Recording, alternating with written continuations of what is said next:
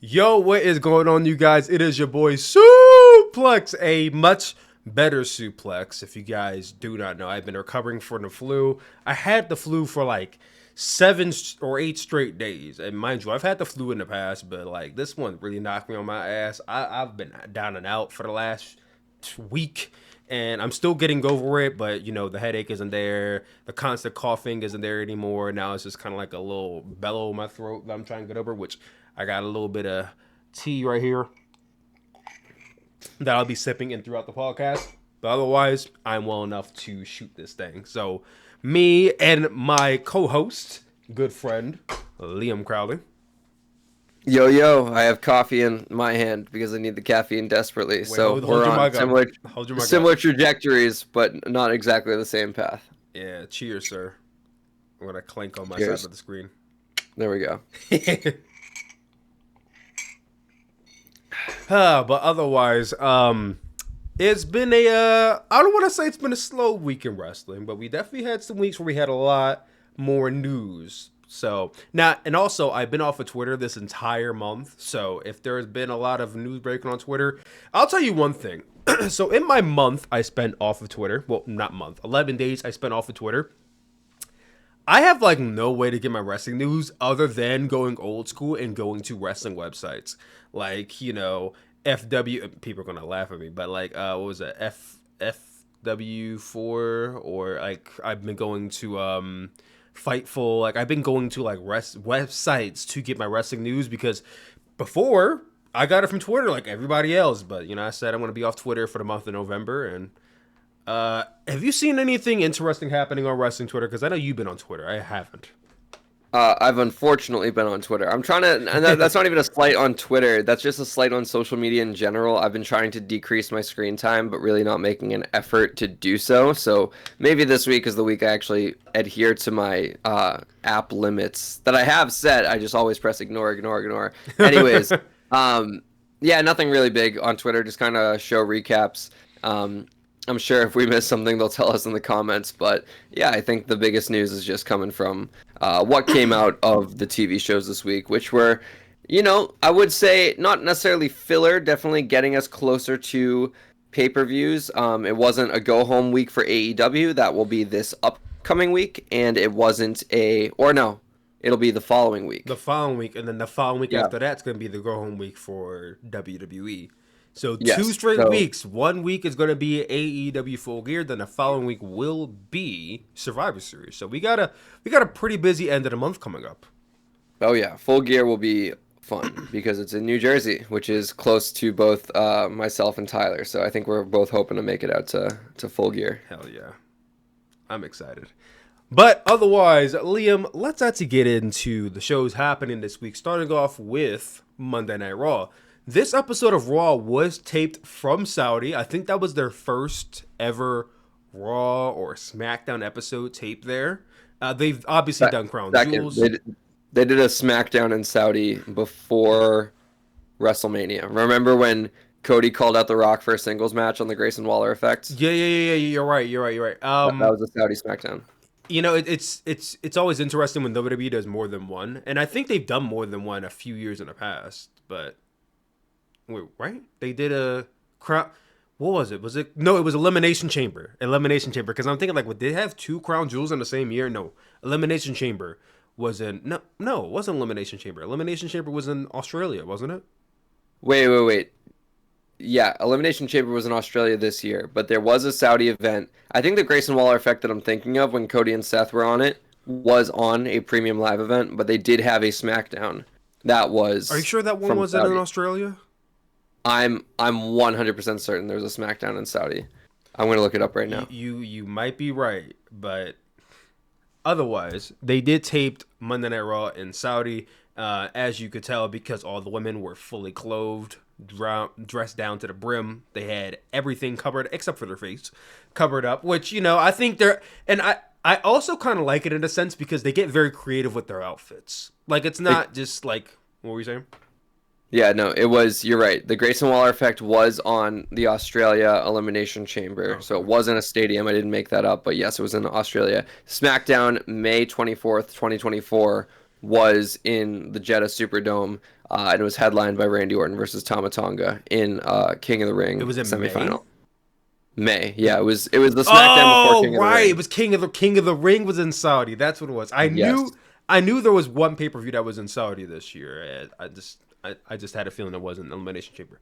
But otherwise, as I was saying, it's in.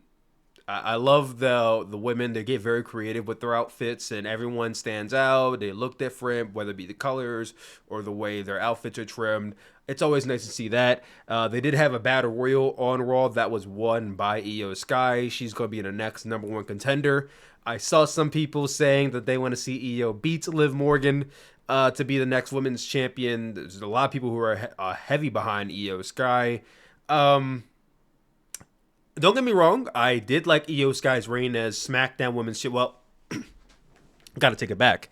You can't call it the SmackDown Women's Champion anymore. It's the Women's Champion, right? The WWE Women's Champion and the WWE Women's World. This it's always confuses me. Whatever championship was on SmackDown is the one that Io Sky held. I thought she was a good champion. Seeing her up against Liv Morgan, I feel like she might even bring Liv Morgan's best match out of her. And I don't know. Something is telling me they're about to drag this Liv Rhea storyline out to WrestleMania, or possibly, hopefully, a little bit earlier than that. And if they do, it has to end with Rhea getting the title back. And that can't be the case if Io beats Liv. So I don't see that being the case, but I could see why everyone is wanting Io to get it back. Liam, what say you? How do you feel about Io winning this match? Do you see her winning it back? Do you see Liv holding it longer? What's going through your head when you hear this? I apologize. What's going through my head right now is I accidentally clicked on Twitter, and Tom Cruise just dropped the poster for the next Mission Impossible movie. Shit. Which is showing on my screen. And it's called Mission Impossible: The Final Reckoning, which does that indicate I know that's the the franchise last has had one? 1 billion movies, but I don't want it to end. I love the Mission Impossible Is that the movies. last Mission Impossible? Yeah, right, bro. It's the I hope It's the not. last one until it makes $1 billion. We know how Hollywood works, Liam. You know how Hollywood works. It's the last one until it makes $1 billion. It hits the Billy Club. I hope so. I don't want Tom to retire. I love Tom Cruise. Tom may retire. He's the man. And if he does retire, he'll be directing and producing. That's true. That is a stage of his career that I'm actually very much looking forward to. Wait, didn't he produce the last few Mission Impossible films? Oh yeah, he produces all the time now, but directing. Well, outside of Mission Impossible, I do want to see him, get into that field. Especially, I want to see him. Especially, I want to see him do something that's not action related. See how he does with that. Well, a while ago, him and Macquarie agreed to do. They're doing a movie shot in space, like shot at the space station, and no one knows what it's about. They just know that that's the concept behind it. So that will be. I hope that that's the movie they do next. There will still be cool Tom Cruise action coming, but I don't know. I hope Mission Impossible continues. Anyways, this is a wrestling podcast. Mostly. I mean, we've talked about movies before. Yeah, we talked about movies before. It's fine. It's all appropriate. Anyways, I want Liv's reign to probably continue just because Io was champion so recently, and had a pretty lengthy reign at that. And when Liv Morgan does lose, I want it to be to someone who hasn't had a chance to be at the top of the women's division yet. So not Rhea. Not Rhea. And okay, we'll skip ahead a little bit here because I never like delaying points and saying like we'll talk about it later. They introduced the U.S. Women's Championship on SmackDown, and I think that only means that a women's Intercontinental title is also coming should the Women's U.S. Championship be successful, which I think it will be. The only reason why I have hesitation is because I think the SmackDown Women's division is too small. However, the NXT Women's division is like the largest women's division in the history of wrestling. Exactly. Like they have so many talent that they have on screen, and they have so many talent that they use on Level Up, and they have so many talent that haven't even debuted yet that are just training in the Performance Center. So the point is, both the Raw and SmackDown women's divisions are about to get a big boost whenever they want to call people up from NXT. And so once that happens, I think the women's mid-card title will be a success. They'll want to add one to Raw. And if and when they add a women's Intercontinental title to Raw, the only person who should be the inaugural champion there should be Rhea Ripley because of the whole, parallels between her and China. And China was obviously once an Intercontinental champion. And so I don't think it's a step down for Rhea to be an inaugural mid-card champion because Kenny Omega was the inaugural IWGP United States champion. Cody Rhodes, inaugural TNT champion. It's not uncommon for main eventers to start a new mid-card prize to give it that big boost. Yes. Champion makes the championship, not the other way around. And so I think that'd be really cool. And so all that is to say, I want Liv to continue with her reign as women's world champion, and I want whoever she loses to be someone completely new, not Rhea, because my plan for Rhea is women's Intercontinental champion. I do like that. I mean, Rhea Ripley for Intercontinental champion, I can 100% get behind that. I just see WWE circling back to Liv and Rhea, and Liv is still the champion. Now, on your topic of there being a women's Intercontinental Championship, because in my head I wasn't conceptualizing that, but it's very obvious. One division will get the title, so will the other. When do you see them introducing the IC Championship? I mean, we introduced the US Championship, and we'll talk more in depth about that a little bit later, about who we think should be the inaugural champion or runner-ups. But they introduced the United States Championship on an episode of SmackDown that many say was kind of out of the blue. Like, there was no lead up to it. It was just kind of dropped upon us.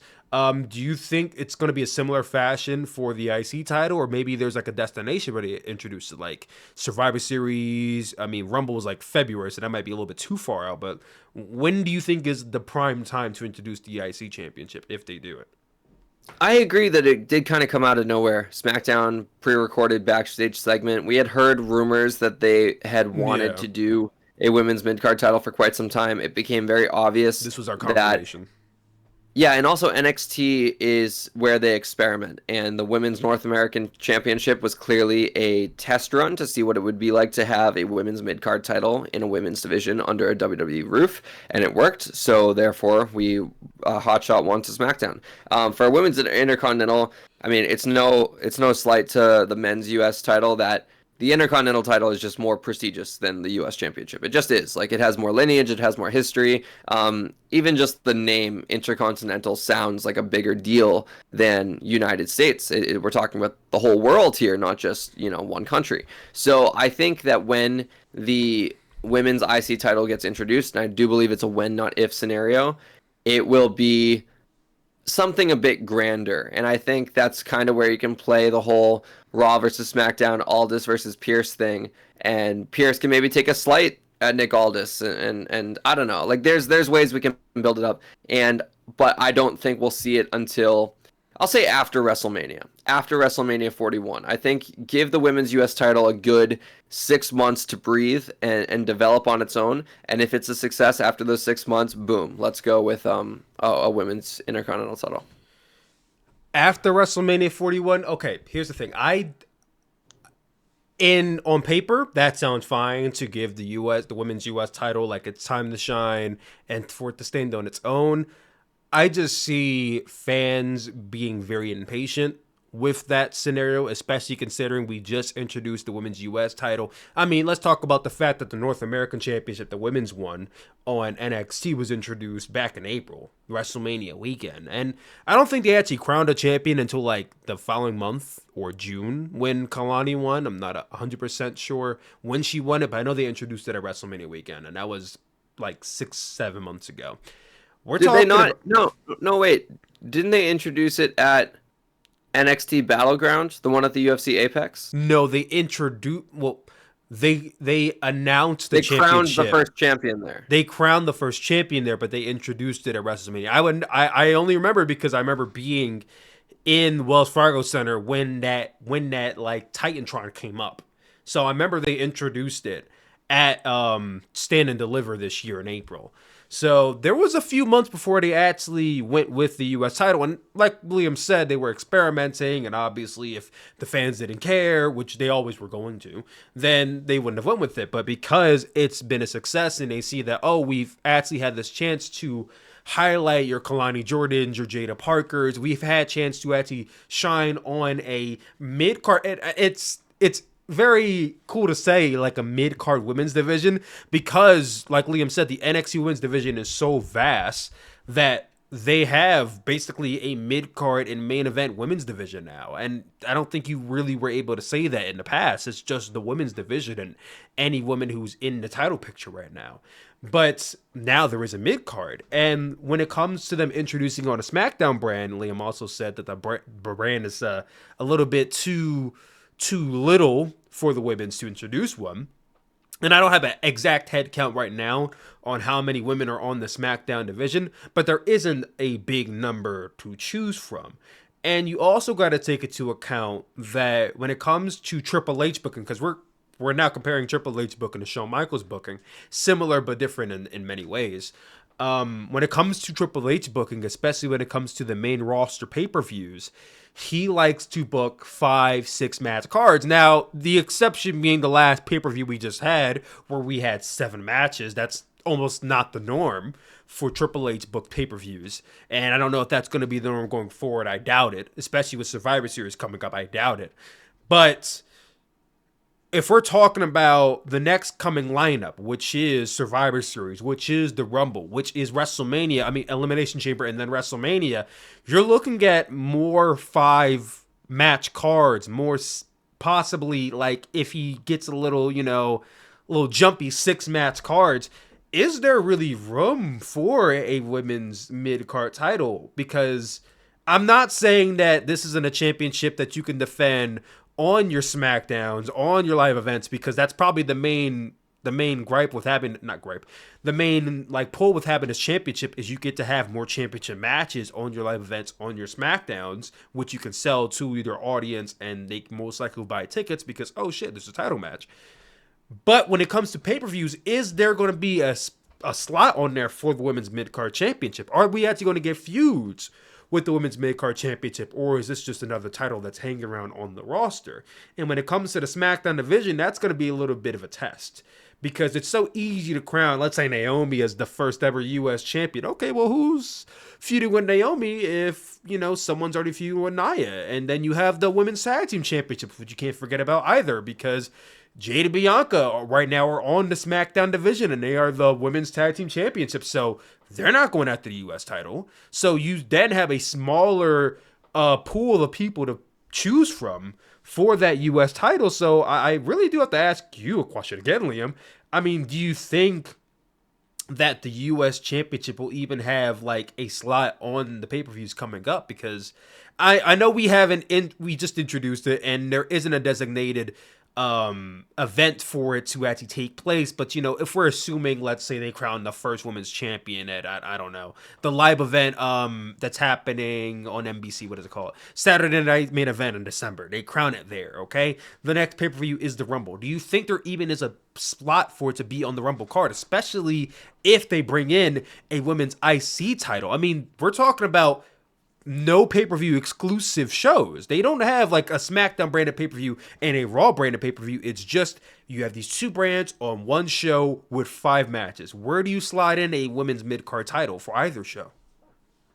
Well, yeah, that's why you need to wait for the women's IC title. Not only because you need to have a test run with the women's United States Championship, but you need to figure out exactly where your priorities lie. I think we will see premium live events where a women's U.S. championship match happens, but not a women's world title match happens. They'll pick and choose. Same way that we've seen before where the WWE championship takes a break from a premium live event defense, but we have an Intercontinental title match. The way the Triple H books, I think we'll continue to get the B shows being 5 to 6 match cards, and some of the bigger feuds that they're building with mid-card championships just happen on weekly TV before. The same way that Gunther had his defense against Sami Zayn happen on Raw, and they were building that like it was a pay-per-view feud, but they just had it happen on weekly TV. The same way DIY winning the titles from A-Town Down Under happened on the SmackDown before Money in the Bank. Same way Motor City Machine Guns winning against the Bloodline happened on a SmackDown. Like, we will find ways to get the women's mid-card championships on weekly TV with big, high-profile defenses, but they're definitely going to have to earn their way into a 5 or 6 match card. And I want to emphasize too, that is not a women's division versus men's division thing. I really hope we're past that at this point. It's very clear that WWE values its women's division is essentially the same level as the men's division. But the nature of the beast is that it's a mid-card championship, and obviously world championships are going to take precedence, and obviously high-profile blood feuds are going to take precedence. Like, it's been some time since we've had like a high profile women's feud that doesn't involve a championship. Rhea versus Liv could have been that, but it has a championship between them. The point in saying that is like something like CM Punk versus Drew McIntyre is going to take precedence over Gunther versus Sami Zayn, because I don't think Gunther wrestled on Bad Blood, if I'm not mistaken. Yeah, so it's a pick and choose, depending on the way the card is shaking up. And I think I understand wanting to hotshot a women's IC belt before WrestleMania, because that's going to be the biggest card of the year, and it would be easier to get that kind of match on there.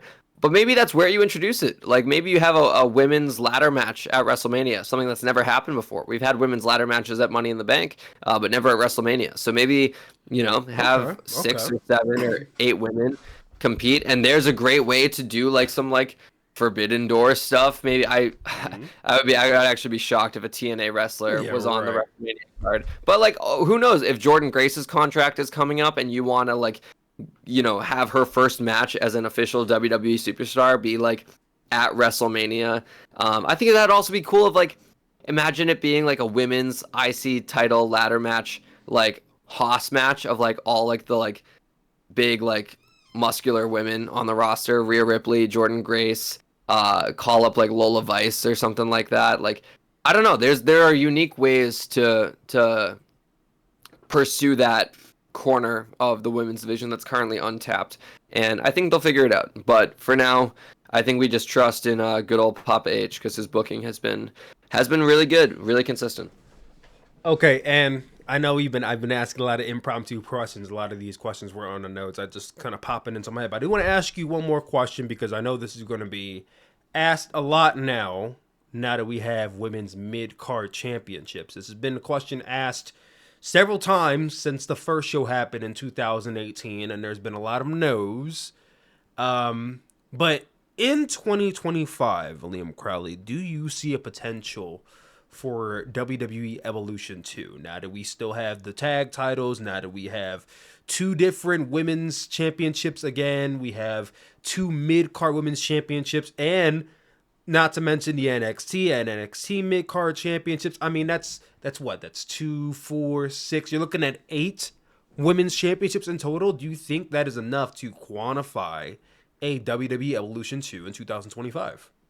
There's plenty of reason, plenty of titles to do one. I've just never really liked the idea of an exclusively like one thing show, like an exclusively like tag show, or exclusively women's division, or exclusively men's matches. Like, I think it sets a bad precedent, and I guess this might be like a little polarizing, but like when you give one division its entire show, it makes it feel like a little lesser than the rest of the show, because it's like, well, why can't you just integrate them with the rest of the show?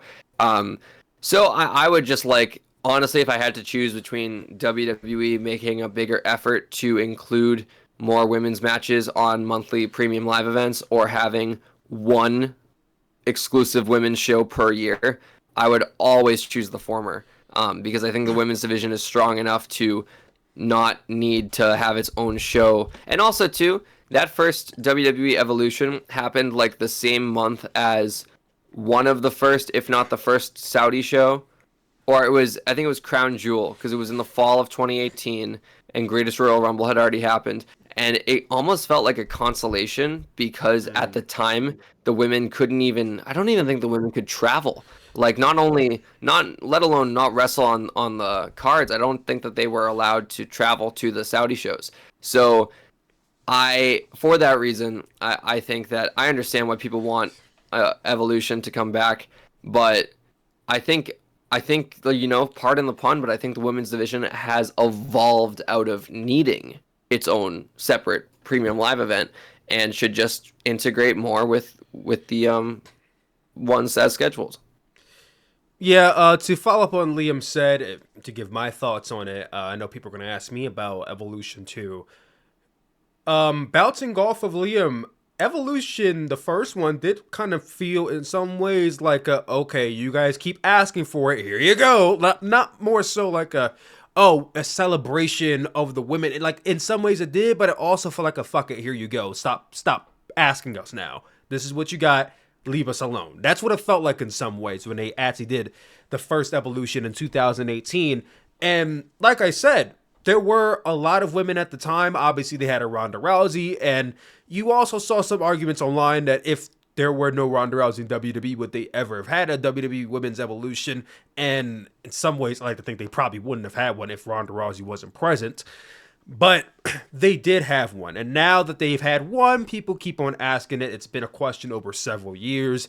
And in years past, like 2019, 2020, 2021, I would say no. And not because there wasn't enough depth in the women's division. One, because COVID was a thing, and you're not going to do a women's evolution without a crowd and all that stuff.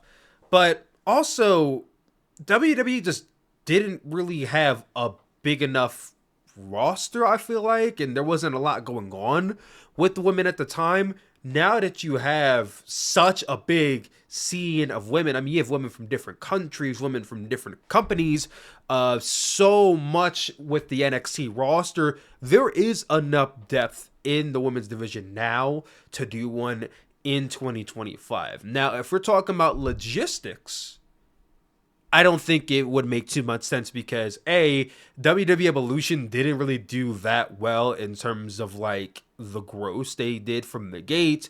It didn't really do that good from an attendance standpoint, and popularity wise, I think it was one of their least viewed shows from 2018. Like it was very, I don't want to say niche, but it was kind of niche. Like it was like if you were someone who distinctly wanted there to be an all-women show, this was for you. It didn't really feel like a for everybody show. And I think when I saw the numbers like years ago, I think like 70% of the crowd was like women and young children. There weren't even a lot of men that were there. And as much as people don't want to hear it, professional wrestling is a male-dominated sport, a male-dominated audience. So if you're not going to do a show that in some ways men are going to, watch in droves, then it's not going to do very well from a logistical performance standpoint. And when you're a big company like that, that's eating away at your money, and it really doesn't make too much sense for them to do it. And I think that's a good reason why there has been many years where they didn't consider doing a WWE Evolution 2. In 2025, I mean, hand over fist, WWE has, I don't want to say God's money, but they have all the money in the world from brand deals, from TKO, from the Netflix deal. They probably have the funds to do a WWE Evolution. If it doesn't do well, they'll be fine.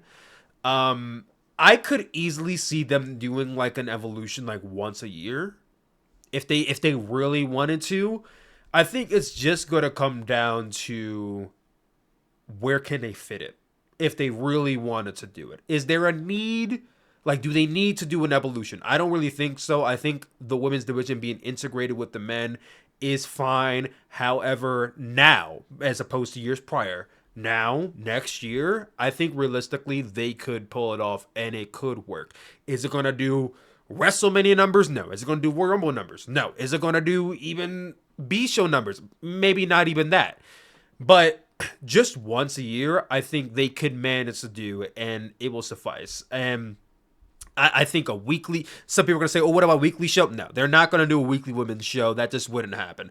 You would have to actually make do of having a women's show weekly and having women on the men's show. Then you big question, okay, well, if they have their own show, why would you put them on the men's show? And then it becomes a weird segregated roster type beat. I think that just would be doing too much.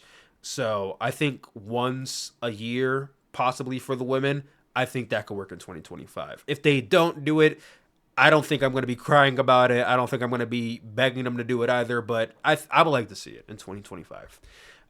Getting off of that topic, because we're going to talk about the U.S. title again later on and who we think should be the inaugural champions, but this has been a very nice talking piece. Coming off of that, also on Monday Night Raw, Xavier Woods and Kofi Kingston, they've been having a lot of issues, a lot of trouble in paradise. See how that hit? Trouble in paradise. Okay, I'll be here every week. Anyway, Xavier Woods and Kofi Kingston have been going through it the last really couple months, and this week they had a segment backstage where we can. And Triple H and I think the guy's name, I forgot what the other producer's name on the show. It's Lee something. They've been doing this very interesting thing where they have a lot of background imagery that kind of foreshadows the future. They've been getting in their bag with studying film theory and all that stuff, and I love that for them.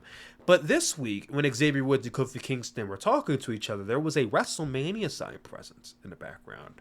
And it was very much centered, so that way one side had Kofi Kingston, the other side had Xavier Woods, and WrestleMania, slab dab in the middle. And it got many fans speculating that, whoa, are we heading towards a WrestleMania match with Xavier Woods and Kofi Kingston? And I think 100% this is going to happen. And with there being the 10-year anniversary of the New Day's formation tonight on Monday Night Raw, it is very realistic we are heading towards a breakup. Now, my question is, how are they going to stretch this to WrestleMania? Now, they've already been starting the dissension as early back as what, August?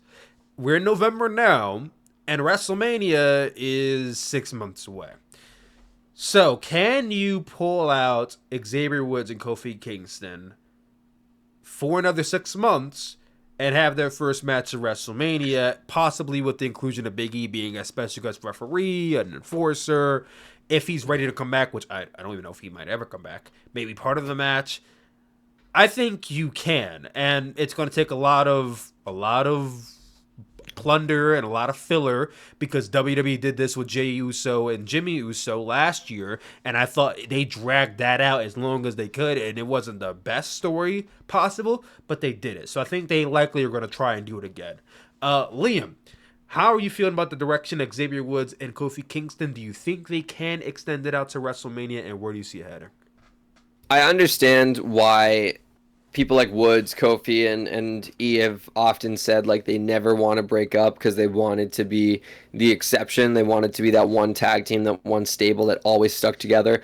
But the reality is we're at 10 years now. Big E is in a position where his career seems to be in his hands relatively, and if he doesn't want to come back, like all the power to him. Like, geez, like that's a scary injury, and I certainly wouldn't want to risk re-aggravating anything that could potentially put me in a wheelchair for the rest of my life. So my point in saying that is, if the New Day just stick together, they're going to be the gatekeepers until they retire, in the sense that they're going to be that new tag team's first feud on the main roster, and they're going to put them over, and they're just going to quietly, slowly but surely lose their star power and their appeal and what made them so special. So I think that this angle and this storyline is a necessary evil for the New Day, in the sense of like, this is what needs to happen in order for them to gain some of their relevance and importance back. And it doesn't need to end with a total breakup. Like, the family feuds, like that's a thing. Like, it's okay if they have like some growing pains over these next 6 months and it culminates in a match, and at the end of that match we get all three of them sharing a hug in the ring or something. And I don't know, like there's ways to have the storyline go where they bend, not break. And I do hope it leads to maybe not a full out Xavier heel turn, but like, man, you could make Xavier quite a sinister dude by having him safely in storyline attack Big E on the New Day anniversary. And how do you stretch it out to Mania? The way that Triple H does. He's a master of long-term booking. I couldn't tell you right now on this microphone, but I would put the trust in Triple H to find a way. It's a very simple way is if Kofi gets hurt by Xavier or something, and then Xavier's in the Rumble, Kofi returns to the Rumble, he eliminates Xavier from the Rumble. That's how we get, the hot shot to either a singles match between the two at Mania with Big E as special guest referee, or, we get that crazy moment where it's announced as a one-on-one match, and then Big E says, I'm cleared, it's a triple threat. That could be something like there. And it could be a one-off too. Big E doesn't need to have this be his return to the ring full time. He could be like, I'm coming back for one last match, and I want it to be against my brothers and go out the way that his career not really started, but his career really took off, which was with the New Day side by side. So yeah, I think that this is a WrestleMania payoff of a feud, and I put my trust in Paul Levesque to pull it off. Yeah, listen, I was the biggest New Day should not break up guy when they first started doing their, teasing of a potential separation between Xavier Woods and Kofi Kingston. Xavier has basically been the de facto heel in a situation with his presentation, with him wearing all black, him being the aggressor, and all their confrontations with Kofi and all the other teams they get involved with. It's a giving. They're going to do a match at some point. There's going to be a formal breakup at some point, probably as early as tonight. I have made peace with the fact that this is going to happen. I think the New Day in some ways did need this because, like Liam was saying, they are the gatekeepers of the division, and if they were to stick together... You want them to be the gatekeepers forever? You just want them to just be that role of new tag team from NXT? That's just kind of the thing about tag teams. And what else are they going to do if they stay together forever? Think about the Young Bucks, right? The Young Bucks have never broken up. They've never feuded with each other, but they've gone down as one of the greatest tag teams in the history of ever because they branched out and they won titles all over the place. Now, Xavier and Kofi haven't done the same thing, and that's why... even though they'll go down as one of the greatest tag teams of all time, they may not go down as one of the most decorated tag teams of all time. Because even though they have had one of the longest reigns in history, one of the most reigns in history, they're all WWE reigns. So, well, I the one thing I'll push back on that is that the Bucks are a brother tag team and have always been a brother tag team. The New Day, to me, in my head, is still a stable. It's a trio, and so. This Xavier and Kofi, sure, they're two cornerstones, but the New Day operating as a tag team and exclusively as a tag team has always felt a bit off to me. And so, yeah, it's unfortunate the way it went with Big E getting hurt, but I do feel like the New Day as a unit, as a gimmick, has been treading water since Big E got hurt, and we're coming up on what, 2-3 years now? So. Yeah, I also Kofi is a singles competitor at heart, and Woods, we've known him mostly for being in a group, but hey, he was king of the ring, so they both could do stuff in singles, but I think they're best to retire together, but they almost need to come apart to come together again stronger. Yeah, there's always the potential they can reunite and they can become the New Day again. This isn't a forever separation, and honestly, a forever separation may not even be for the best for those two men, because I think Kofi Kingston in some ways has already peaked with his reign in 2019 as WWE Champion.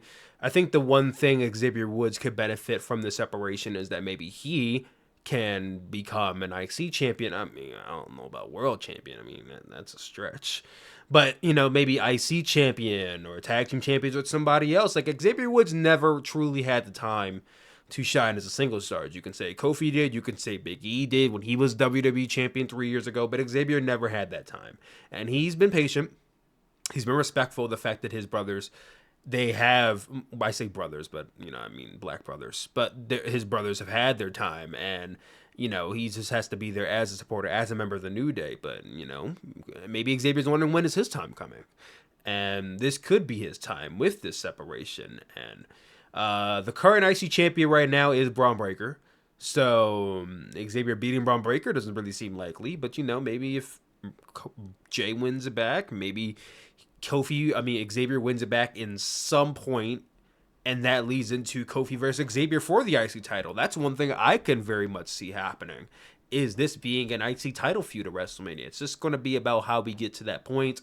I don't really see why Kofi should be champion first, especially because Xavier has never been a singles champion. So I would have Xavier win it first, and then if we get to WrestleMania, you could have Xavier win there too. It doesn't really have to be an ongoing thing with them, because Jimmy and Jey Uso only had one match. They only had the WrestleMania match. They never had another singles match beyond that point, and they may never have another singles match beyond that point. And I think the New Day doesn't have to be that way either. So, like I said, I'm content with what's happening. I have trust with Triple H in the storyline. I think it should be a can't miss that segment tonight for Monday Night Raw. But let's get off of Raw. We've been on there for quite some time now. WWE NXT emanated live from the 2300 Arena in Philadelphia. Many of you were wondering, how was it? Was I there? I had the flu. I could not go. So, no, I was not there. Unfortunately, I did have a ticket and I couldn't go. So I was very upset about that. But the show was very hype. You had ECW originals like Rob Van Dam, Rhino, Nunzio, the Dudley Boys, Dawn Marie. They went all out. They had an ECW based intro. They had a 10-woman tag that was really crazy. They had a lot of weapons being used throughout the show. Dudley did the Diva and get the tables. It was so awesome and it was so cool. NXT does not really tour per se. Now this year they've been doing a little bit more with that. They went to St. Louis for Battleground, and this is for their pay-per-views. They tour for their pay-per-views all the time. But the first 2 episodes of NXT did not emanate from the PC, or whatever they call the arena. I forgot what the name of it is. But they emanated from St. Louis, Missouri, and then they also emanated from, what was the first city they went to? Chicago. And now they went to Philadelphia. So, the question becomes, are they going to start touring more and more? Now, as we noticed, these have been small arenas. The 2300 Arena, for as historic as it is not a big arena. You could fit maybe 1,000 to 2,000 people in that arena at most. The St. Louis, Missouri Arena, they had a bigger, not stadium, they had a bigger area set out, and they had to condense it down because they weren't moving tickets. So I do think if NXT starts touring more, they will have to stick to smaller arenas from the time being. And as the brand gets bigger, they can extend out to 5,000, maybe even 10,000 seaters. But are we going to see a stadium NXT show? No, that's not going to be the case for a long time. Liam, before we get into our main question here, how do you see NXT progressing with its going on tour more these days? Do you think that is a good business practice for WWE at the current time? Do you think the roster is ready? And how do you see it shaping up? I think they'll continue to do sporadic touring opportunities. And also, too, the 2300 Arena is very small. I was there once for Death Before Dishonor 2021. Not big. But the point is, it felt like a big deal because of the history behind it and all that. So they were able to rent a fairly cheap arena, sell it out super quick, and make the show feel like a big deal and not have people online being like, oh, wow, the crowd's so small. Oh, the hard cam, blah, blah, blah. There are ways that they can continue touring without having to have the pressure of filling a 10,000-seat arena. And I think that's what they'll continue to do. I think we'll see maybe one special episode of NXT per month, maybe once every 6 weeks, and put it in a historic arena. I'd love to see NXT in the Hammerstein Ballroom. I think that's next on the list for a lot of people. And yeah, I think that's just how you kind of continue to approach it. Oh, okay. No, I do got to ask a follow-up question. With this being a 2300 arena-based episode, the ECW episode, do you enjoy these themed episodes of WWE NXT, and do you see them doing more of it in the future along with these touring episodes? Like, say they go to Canada, maybe NXT Maple Leaf or something like that. I don't know. A very bad example, but do you see them doing more themed episodes in the future? I do enjoy them, and I do hope they continue. I like them a lot more than like the Raw reunion episodes where Yes. it has nothing, like they don't change the ring. They just have a bunch of like legends there, and it's in like a random city. I like when they transform it into feeling like, oh, this is like a one-off. This is a holiday special, if you will, if we're operating like a traditional TV show. And the one I want to see next definitely is Hammerstein Ballroom, but I would also really love the idea of doing like a bash at the beach at like a outdoor venue. I'd love to see an outdoor episode of NXT. I loved when AEW did Dynamite on the Jericho Cruise. I thought that was so cool. So yeah, do something fun. Do an outdoor venue. Do Hammerstein Ballroom. I think that they can continue to have cool experimentation with it. And listen, I'm just saying, Sean, I feel like every show wants to do a Bash at a Beach themed episode, but none of these shows have the balls to do a wrestling show on the beach. So I'm just saying. I mean, you don't got to pay me royalties for this idea. But if you do an NXT Bash, and they've done, like, I think, themed episodes of NXT similar to this, I mean, don't they have a Bash at the Beach themed show? Am I correct? Or was that AEW I'm thinking about? AEW did Beach Break. And there was I feel like NXT does something similar. Anyway, yeah. If you want to do an NXT Bash at the Beach, I'm begging you, do it on the beach. Please do it on it. I mean, it might be a security risk doing it in such an open area, but do it on the beach. I beg of you. No one has the balls to do it. I think NXT should do it. And everyone could be shirtless with like swimming trunks on, and maybe you don't gotta go as far as having all the women wearing bikinis. Maybe that might be a bit too much. But thematically, I would like to see them do a Bash at the Beach, maybe even on a boardwalk or something. But like, do it outside, please. That's all I beg of you. I think NXT has the roster depth, and thematically, them tailoring towards a more Gen Z younger demographic. I think it will work with this roster. But getting away from NXT, let's now get into AEW Dynamite. We do have some things I want to talk about here. The first being the Hurt Syndicate is now in full effect. The week prior, Bobby Lashley made his debut on AEW Dynamite. He is now All Elite. Now it is formed. MVP Bobby Lashley and Shelton Benjamin are the Hurt Syndicate. They came out on AEW Dynamite this week to stake claim. Swerve Strickland was the first victim of Bobby Lashley. He got laid out along with Prince Nana. And this week he came out and he said, Bobby Lashley, full gear. And MVP accepted. It is now official. We're getting Bobby Lashley versus Swerve Strickland at Full Gear. This looks to be the debut of Bobby Lashley. They do have a couple weeks now in between. Tony Khan does like to get a little bit trigger happy sometimes and blow off debuts a bit earlier than he should, or sometimes do the first match on Dynamite and then the second match on pay-per-view. I hope to God he doesn't do that. But yeah, it's official. Swerve Strickland, Bobby Lashley. I'm super amped for this match. Bobby Lashley has always been a power-heavy, power-hungry type wrestler, going up against a very talented main eventer, many can even say, in Swerve Strickland. It's a very big opportunity for him, and I don't see this being a squash match. I think it should be very competitive, but I think this will be a victory for Bobby Lashley. It could set him on the pathway for an AEW Championship match in the coming months. Liam Crowley, how do you feel about this? Lashley should definitely win. This is going to be his likely debut match. You should never have a debuting star lose their first debut match or their first match. First debut is redundant. Swerve is in a good spot right now. You know, he just came off a very big world title reign. He headlined a stadium. White hot feud with Hangman that, he didn't ultimately lose the feud because he won more matches in it, but he lost the last match.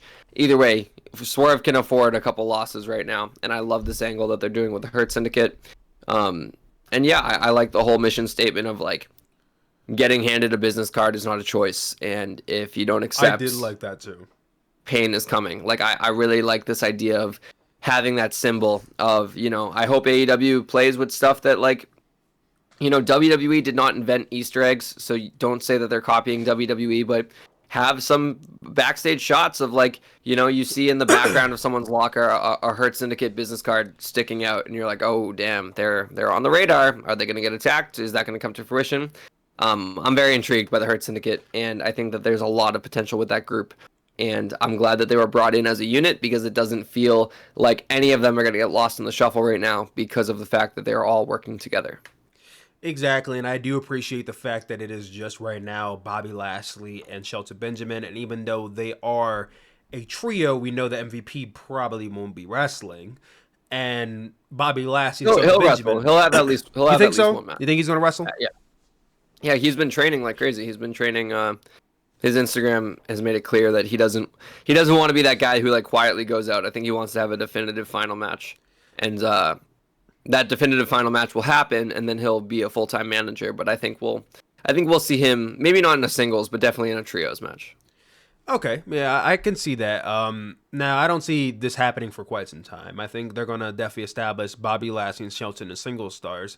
And with that being said, I do like the fact that even though they are a trio, we're not gonna be subjecting them to just trios matches and just tag matches, which you really can't even do with Bobby Lashley and Shelton Benjamin. Like, they are their own stars. They just so happen to be in a faction. I do like that. I also do love, like Liam said, MVP handing out business cards and the objective being, hey, either you are going to join our faction by force or we're going to beat you up and dispose of you. I like that. I think it is very in your face, and it gives them a separate identity than the other like 6 or 7 factions they have on the AEW roster right now. And I see a bright future for these guys. Getting into another big thing that happened on, well, not so much big, more so subtle thing that happened on Dynamite. Adam Cole versus Malachi Black happened. Now, for anybody who attended NXT TakeOver Philadelphia, myself being that person, we know that Adam Cole and Aleister Black have some history with each other. As I mentioned, they had a match 6 years ago. And it was a really good to even great match they had. And I think that was the last match they had with each other. My cat is on my Extreme Rules chair. Let me get her off of that because she knows better. You want to say hi to the people, Nala? Tell them how you're in trouble. Anyway, speaking of, well, you know what? It's actually funny she did that because Extreme Rules was in Philadelphia. Adam Cole, Malachi Black in Philadelphia, NXT in Philadelphia. We all know Philadelphia's the greatest city in the world, but I don't got to talk about that too much longer. Anyway, Adam Cole, Malachi Black, they had a match this week. The objective being Adam Cole will have to go through a series of opponents to get to Roderick Strong. Now, Roderick Strong is going through a series of opponents as well. And at the end of it, Adam Cole and Roderick Strong are going to face off against each other. And the winner of that match will face MJF at Full Gear. Now, if you've seen Full Gear, you know this is a very tired concept where MJF puts his opponents through the ringer. I would like to see him try some other methods in the future. But for Adam Cole, his opponent was Malachi Black, which he beat. Let me just say, I did not like the finish of this match where Adam Cole got Malachi Black down and Malachi Black got into his pretzel seated position and he just kind of accepted defeat and let Adam Cole hit the boom on him. I thought that was a very odd finish. And then after Adam Cole won, he got Malachi up. They hug, they embrace, and he basically sent Malachi Black off. Malachi Black walked up the ramp. He did that look back at Adam Cole. The crowd applauded him. You would think this was like a going away match or something for Malachi Black. It was very ominous. It was very, very strange. And Malachi Black went on Twitter to confirm he's not injured. He's not going away. So I don't know what they're doing at this point with Malachi Black. If he's not injured, he's not going away because this finish, I don't want to say it humanized him because he's not some demon, but he is a very dark character, and this was a very, I guess I should say, humanizing finish for him. To hug and embrace Adam Cole and to leave up like this might be the end of him. I mean, I don't know what the future holds for Malachi Black with the House of Black. Malachi Black's career in AEW has been one of an oddity. You know, he started off with this strong presence with the House of Black and winning the Trios Championship, but he's had like what, maybe you can count on one, maybe two hands, how many singles matches he's actually had in AEW, and now it almost seems like maybe they're going in another direction with Malachi Black, or none at all, because that's what it seems like. Liam, I gotta ask you, is Malachi Black cooked? And a better way to phrase that, where do you see Malachi Black going at this point? I mean, with the send-off he had, I mean, quote-unquote send-off he had in that match, with the direction of House of Black, where do you see Malachi Black's future? I mean, what is your opinion on his career as a whole in AEW? It's very frustrating because I think that Malachi Black could be doing a lot more. I think the House of Black would be a really cool main event spooky faction, a la like the Ministry of Darkness. Ministry of Darkness, I get that right? The Undertaker's group, right? Yeah. Corporate ministry, all that kind of stuff. Like when they held the world title hostage and all that kind of stuff. I would love to have seen a world where Malachi is world champion and Buddy and Brody are tag champions, and they just like wreak havoc on AEW for 3 months. Like, it doesn't have to be a year-long storyline. And it seemed like we were going in that direction at the beginning with the Cody feud, but Jesus Christ, the Cody feud was 3 years ago. Like, Malachi has felt so directionless, and it seems like he's not very happy. And in AEW, it seems like he could be doing a lot more. And so, yeah, again, this was another match to just show that he's still that good. I love any wrestler with like a kickboxing style, and Malachi's got some of the best kicks in the game. And yeah, I mean, I guess the House of Black are due for a bit of a reset. And I don't know how many resets they've had while they've been in AEW. Here's hoping he finds direction. As for Adam Cole, I mean, it's great to see, like, you know, it's hitting me now that, like, oh, damn, he's wrestling. Like, he's back in the ring, because it's been so long. Was I at that Grand Slam 23? Joe MJF? I don't think so. I think that was the one I missed. But that was yeah, when he shattered his ankle, it was heartbreaking. So I'm glad to see Adam Cole back in the ring. And I hope he gets to retake his career a bit. I was just on Twitter and I saw a photo of him and Triple H holding all the NXT year-end awards as well as the NXT Championship. He was holding 4 NXT year-end awards, as well as having the NXT title around his waist, with Triple H pointing to him super proudly. And, like, man, like, this dude was poised to be the man. And, you know, before anyone clowns Adam Cole for making his career decision, the reality was he was never going to succeed on a Vince McMahon main roster. He made the right decision for his career in 2021. But now in 2024, in the WWE that exists today, he could thrive there with Triple H and Shawn Michaels steering the ship. So I hope he gets the opportunity to thrive to his full potential in AEW, which we've seen flashes of before, but now's the time to really rev it up. And I hope this MJF storyline pays off, because right now it's a little wonky with the whole heel and face dynamic going on. Yeah, I mean, I was all but ready for them to abandon this storyline when Adam Cole came back, but they're revisiting it. And hopefully it doesn't extend too much longer past World's End, which I think probably is where this ends. Getting off of AEW, let's talk about SmackDown real quick. The Bloodline. I know, Liam, this has been a topic of discussion for you for quite some time now. The Bloodline on SmackDown seem to have reunited. This has been an ongoing story which has been stretching on Raw too. I mean, this has not been a SmackDown-only storyline, because Jey Uso is a Raw superstar. We've been seeing Jimmy appear on Raw. We've been seeing maybe Solo in some ways appear on Raw. Anyway, but on SmackDown, we saw Sami Zayn and Jey Uso show up. Now, my memory's going a bit of a blur right now. Do you mind recapping this SmackDown segment? I just remember the reuniting, but I'm getting a bit of a blur right now on this entire segment. Yeah, so if I remember correctly, there were 3 different segments that happened on SmackDown. We kicked off with Sami confronting Roman and the Usos, and Sami asking Roman to apologize, but not to Sami, apologize to Jey, which I thought was genius. I love that. That like we're still diving back into Jey has been manipulated and mentally and emotionally abused by Roman, and it continued too on this episode of SmackDown. He didn't like fully absolve his sins. Anyways, we had a backstage segment where it was Roman, Jey, and Jimmy, and Jey stood up for himself. Like, Roman was like, "Get out of my face," and he was like walking away, and Jey grabbed his arm, pulled him back, and never like cowered in fear. Which he did before when it was like, "Man, I don't give a damn what the tribal chiefs say." And then Roman turned around, and then Jey was like a little scared. This time he was standing his ground, like he's the Yeet Man, former Intercontinental Champion. He stands on his own business, which I love. And then Jay walked away after Roman just resorted back into manipulative tribal chief mode. And then when Jimmy tried to side with Jay, Roman said, "Man, just go find your brother," or something like that. And Jay like shook his head and he like kind of like laughed to himself that Roman was back to his old ways. And he walked off and went to find Jay.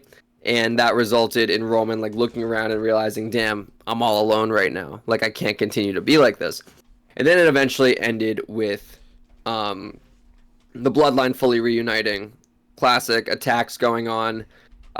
Everyone was raising their ones. I believe the order went Jimmy, Jay, Sammy, Roman. And the show closed with the original Bloodline, Roman, the Usos, and Sami Zayn all holding up the ones. OG Bloodline is back after what feels like just a couple of weeks. But in me even recapping that, that's 3 segments to get there. So does it matter if those 3 segments happen on the same show? Or if those 3 segments happen stretched out across 3 weeks of TV? I don't know. Maybe I'm in my too much about if it still feels rushed. I feel a little bit better, but I still would have preferred to have waited a little bit. But we don't really have the luxury of time, do we? Like, Survivor Series is 2 weeks away, so 3 weeks away. Yeah, 3 weeks away. So I don't know. Oh, no, I wasn't cutting you off. I'm sorry, I was clearing my throat. No, I mean that was the rest of my point. But my bad. But yeah, no, Survivor Series is some time away, and I did love the way that this. Well, I don't know about love. I did like the way that these segments played out. I do feel in some ways we did rush into this, but they're starting to recoup a bit, and I think they're starting to figure out that now that we rushed it, how we can kind of recapture the essence of the Bloodline before we get to Survivor Series while still giving impactful segments. And while I do feel like they're giving away a lot of impactful segments on one show, and that's kind of their way of doing it, I did appreciate Sami Zayn sticking up for Jay, Jake sticking up for himself. You know, Jay didn't look like a bitch in this segment, and I did like that. And Roman Reigns, even though he still acts like the tribal chief, he does realize that he doesn't have all the power. He doesn't have all the cards in his hands. And that's a nice play on for this current Bloodline segment. You know, they are a Bloodline in name right now, not so much in unity, because the other Bloodline of Solo and Jacob and the Tongans, they feel like the Bloodline in unity, where this feels like a Bloodline on paper in some ways. But it does seem like we're heading towards a 4-on-4. Now, I did find this to be a very interesting tidbit. In that segment, Solo Sikoa did say, he insinuated that the 5th man for the War Games match would be Sami Zayn before Sami Zayn, joined amongst Roman Reigns and his other team. So I do find it interesting he mentioned a 5th man instead of, So my question is it going to be a 5-man War Games match or just a 4-on-4? I'm leaning towards it should be a 4-on-4, because if you do a 5-on-5, well, now you got to seek out more people. And again, I don't think The Rock is going to be at War Games in a match capacity. Liam, you now decide he isn't going to be there? If you finally came to the conclusion it's not going to happen? I'm doubling down now. That's the line. Oh, the 5th my man, God. The 5th man, they're not going to reference this again. They're not going to reference this again, but this is the Easter egg. This is how Triple H operates. Every little word means something, especially in the Bloodline story. And if Solo said Sammy's going to be our 5th guy, and the original Bloodline thinks that they got Sami Zayn back to even the odds, this is a 5-on-5 match, and we're going to go into it, and then we're going to hear that countdown, and everyone's going to go like, wait, what the hell? And it's going to be like, no, we agreed to have a 5-on-5. You just didn't read the paperwork all too clearly. If you smell what The Rock is cooking, boom, final boss comes in, a single people's elbow. That's it. New Bloodline wins. That's how it's going to go. I still think it's 4-on-4, Clip but this. You know what? Clip this. Okay. Get back to me in 3 weeks. Okay. I can feel it. Okay. Dare I say I can smell it. Okay. Well, I'm sticking to 4-on-4. Who do you think wins that War Games match, though? The New Bloodline, with help from the Great One. You think they're gonna win again? Because Roman has already gotten pinned by Solo. You think it's gonna be twice over? On the old Bloodline? No, Rock pins Roman. Oh, you think Roman's getting pinned twice now? That's crazy, bro. Damn. Don't make me overthink Twice. this. Oh, no. You think Roman's getting pinned twice back to back? I don't know, bro. I think Roman's got to get his lick back on Solo at some point, and I don't think he's waiting until December to do that. I think it's happening here. I think Roman's pinning Solo Sikoa in this match at Survivor Series. But we'll talk more about the Bloodline in a future episode. Let's now get into the Women's United States Championship. I feel like we talked a lot about this already earlier in the episode. So let's give our predictions for who we think should be the inaugural U.S. champion. Now, Liam, I think we might have the same pick. So on the count of three, we're going to say who we think it should be, okay? I think it's going to be the same person. All right, 3, 2, 1, Chelsea Green. Chelsea Green. Yeah. Nice. Yeah. No, there we go. I think across the board, even on Twitter, even online, I haven't seen Twitter, obviously, but I'd assume because I've seen Twitter before I logged out that everyone was saying Chelsea Green should be like the reincarnated Divas champion. I think Chelsea Green should be inaugural U.S. champion. I mean, she's been killing it in her character role. I think she's shown she's willing to put her body on the line. She's willing to give her all for the division of SmackDown. I think there's no one more deserving than her. Obviously, you can make a case for Naomi. You can make a case for maybe even Jade Cargill. Very realistic, very possible. Jade could be the first U.S. champion. Maybe that's when you start the Bianca and Jade feud once they lose those tag titles. But I think Chelsea Green is your first U.S. champion, and Liam, you're thinking the same. But outside of Chelsea, do you think there's other people who could be the U.S. champion? I know people are circulating Naomi around a lot, but I don't know. I always like the idea of a first champion being heel, and I think we could do more with Chelsea. I don't want like a triumphant babyface. Well, but then that means all women's champions will be heels right now. I mean, except for Tag, but Tag barely counts. I mean, is that like, so much a bad thing? Nia heel, Liv heel, Chelsea heel. Well, Chelsea's kind of like a fringe heel. Well, I mean, Jade and Neil. I'm not going to overthink this. I want Chelsea. Jade and Bianca are in heels. Right, but the tag titles to me are just kind of like, they exist. They're not what they could be. Yeah. They're working their way up, though. But to your point, there wouldn't be all heel champions because of the women's tag titles. But that's true. Chelsea Green, who will be your runner-up then? If we both say Chelsea Green, who's your runner-up? Here's a random one: Blair Davenport. I just saw on Twitter. If she appears on SmackDown at some point. Yeah, what the hell? Like, she's fantastic. I loved her on the British Indies when she was B. Priestley. Like, she was awesome, and they called her up to SmackDown. They haven't done anything with her. I think. What's the one girl on Raw?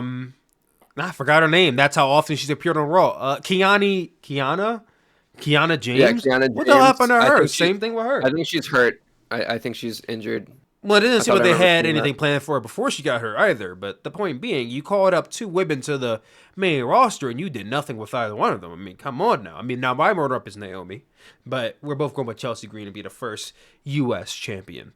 No draft battle this week. We're going to change that up and do some of our hot takes you guys have given us. I asked you guys for your hot takes, and you've delivered. We got a few of them to go over. The first one comes from We Lemon Productions 9804 over on YouTube. He says, my hot take is that I believe the Tiffany and Nia storyline is dragging on. I don't want to say it's dragging, more so that they haven't really been doing anything super creative. I mean, it's been the same thing. Every pay-per-view, Tiffany sees a cash in. Nia's like, what are you doing? Nia's the big bully behind the scenes. It just feels like it's very stagnant. They're not really doing anything too different with the story. I wouldn't say it's dragging because it's going to be the same thing, I feel like, up until Tiffany successfully cashes in. When is that? I don't know. Maybe it's Survivor Series. Maybe it's Saturday Night Main Event. But I think it's more of the same. I don't know about dragging because I don't really think it's going on for too long. I just wish they would change up the formula a bit. Liam, what do you think? I agree. It's the same mentality as the Judgment Day when Damian Priest had the briefcase. Briefcase storylines tend to drag when you have a lengthier time with the briefcase. And until that time is right, we might feel like we're stuck in a bit of a holding pattern with Tiffany Stratton. But she'll cash in, and then you'll forget all about that. The same way that once Priest cashed in, we forgot all about all like the months and months of Raw of teases and all that. So just give it time. Give it time. Yeah. Elias Reed X16 says Naomi or Chelsea Green will win the WUS championship. He says WUS. We're saying WUS. Can I call it the WUS championship? Well, I wouldn't know about the WUS. No. The WUS, that works. I mean, it does have a lot of like syllables. WUS. Women's US. That's it. Yeah, the women's US. The women's US works better than WUS with the WUS. The WUS just doesn't. It just sounds too close to. No, it wouldn't work. Princess Tobin. That's a funny name. Hot take: Sami should have turned heel with Solo. I'm getting tired of the Bloodline, and I think it needs to end or take a break for a little bit. Sami turning heel with Solo? I'm sorry, I can't get down with that. Sami Zayn heel turn in 2024, that does not compute with me.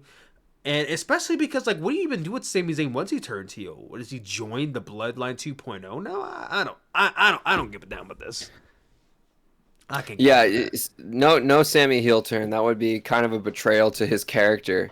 And I understand you could do the whole justified heel thing, but I would never want to see a heel Sami against the face Roman. I feel like that just puts them both in a bad position.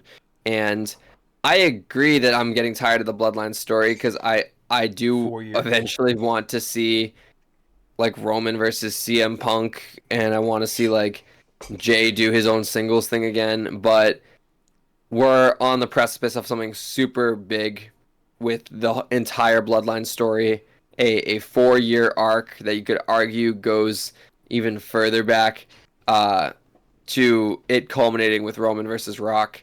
And you can't just stop it now because we're on the precipice of its biggest chapter. So just, again, I hate to say this, but just give it time. We'll be okay. Mania 41 will happen, and we will be grateful that we stuck through it. Adultish Gambino. I love that name, Adultish. Nice, Gambino. nice. I like that. Adultish Gambino 1 says, happy for mid-card title, hate the lack of originality. I mean, yeah, I agree. There is a lack of originality, but what do you expect from a company that literally takes the men's championships and just gives them a white strap and calls it the women's championship? I don't think I expected anything less from WWE. Would I have appreciated them to create a whole new championship lineage and create a different championship? Like, I don't know, the women's...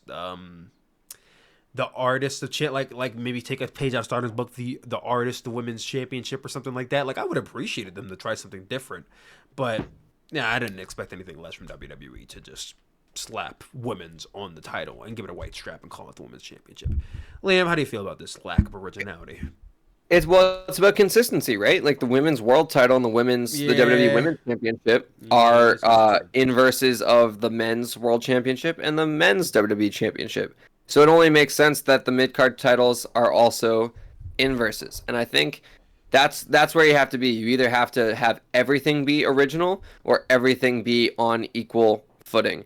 And I would honestly rather, like when you see the women's US title, even though it's a new championship, your eyes see that prize and you think about the prestige of the men's US championship. And the prestige almost kind of like correlates back to it. So I appreciate what WWE is doing by making a big effort to ensure that both men's and women's championships are on equal footing. I think that's smart. And lastly, Seb RY says WWE has too many championships. I feel like we talk about AEW having this issue all the time, but does WWE have this issue? Here's the thing. WWE has 3 different brands, and each brand has their own championship. So do I think they have too many championships? No. Now, do I think they could benefit from having either more PLEs or brand exclusive PLEs to showcase those championships more on pay-per-view? I think they can. But do I think they have too many championships? I'm going to say they don't. I think when people say AEW has too many championships, it's because AEW has basically one brand with multiple mid-card titles on it. And with WWE having a Raw and a SmackDown and an NXT, you can kind of make the argument that each brand has an exclusivity to, I mean, each championship has exclusivity to those brands that makes it so that way it doesn't feel like there's too many championships. Because if you just watch Monday Night Raw, it's only the World Championship, the Women's World Championship, and the tag titles. If you just watch SmackDown, it's just the WWE Championship, the Women's WWE Championship, now the upcoming US title, and the tag titles, the women's tag titles, which is integrated amongst the rosters. Raw, SmackDown, and NXT. Like, there's even championship integration. So I would say no, this isn't a WWE issue. This is still an AEW issue. Liam, what say you? It's only an issue if a division has more than one championship, and WWE currently doesn't have that. The Raw tag division has one title. The SmackDown tag division has one title. Raw mid-card, one title. SmackDown mid-card, one title. Like, goes on and on. Once you operate in a business where there's no brand split and each division has more than one championship, that's when you run into an issue. That's where I have an issue with AEW's championships, because there are, let's think, there's no brand split. So in the mid-card alone for men's, Continental Crown Championship, International, TNT, and they just retired the FTW, thank God. The point is, 3, right? Yeah. 3 men's mid-card championships, no brand split. That's an issue. WWE, I think, once the women's IC title gets introduced, you've maxed out. That's it. No more. And where AEW gets away with it is that they have 10 to 12 matches on a pay-per-view that could showcase all those championships. That's how they get away with it. WWE, obviously, they have 5 matches on a pay-per-view, so obviously you can't showcase every single championship ever. But when you have 10 matches with 9 championships, you can do that. You can manage to get away with that. So just to jump in on your point there. But yeah, I think that's where we both kind of agree on the same thing. So yeah, I think we're going to end it off right here. This was the Sooplex Podcast, episode 7. Or is it 8, Liam? I don't know. I lose count sometimes. I believe it's 7. Episode 7 of the Sooplex Podcast. We will not be having an episode next week. I will be in Dallas, Texas for the Jake Paul and Mike Tyson fight. And then right after that, I'm going to be on vacation in Curacao. So I'm going to be going for the next week and a half. And we will be back in 2 weeks' time for our review of AEW Full Gear. And then probably predictions for Survivor Series. This has been Sooplex. This has been Liam Crowley. Ladies and gentlemen, have a good week and peace.